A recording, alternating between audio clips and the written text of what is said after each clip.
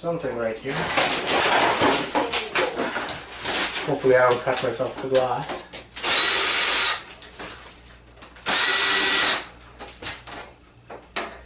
Show you guys where there's some gold on this stuff too. Because if you guys get a TV like this, you know, you might just have to scrap it. The parts don't work. This is where you're gonna find a bunch of gold. So let's get this camera off.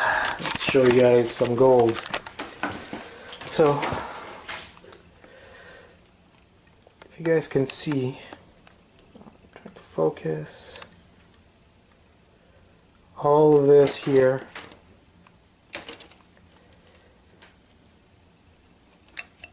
sorry for the bad focus. There's all sorts of gold here, some monolithic capacitors, even on these wires, sorry, these flex cables, there's gold. The ones that are glued on, there's gold, and this keeps on going and going and going and going and going. So you have gold upon gold upon gold, obviously gold plated. A bunch of monolithic capacitors, so that's nice for scrapping. Some flex cables, like you can see, it's got a little damaged here. Some more gold. We got some wire.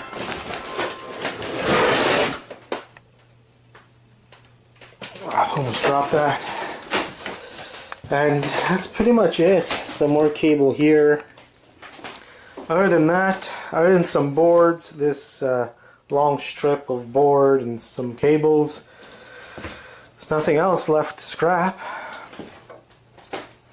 Like, pretty much the whole value of this is these guys right here. And hopefully I can make, sorry about that, pretty rough video. Trying to scrap this thing, take it apart, and handle it at the same time alone. But there you go. Hopefully, if you guys ever get one of these monsters that don't work, you can make some money out of it, maybe a couple of hundred. Like I said, if the screen's good, the parts are cheap enough where, you know, if you figure out what's wrong with it, power supply or the board can switch it for 50 or 100 bucks and sell something like this for 500. I was actually really hoping I was going to get this and put it in my den. Nice 70-inch TV for practically, what, 50 bucks, let's say. Would have been nice.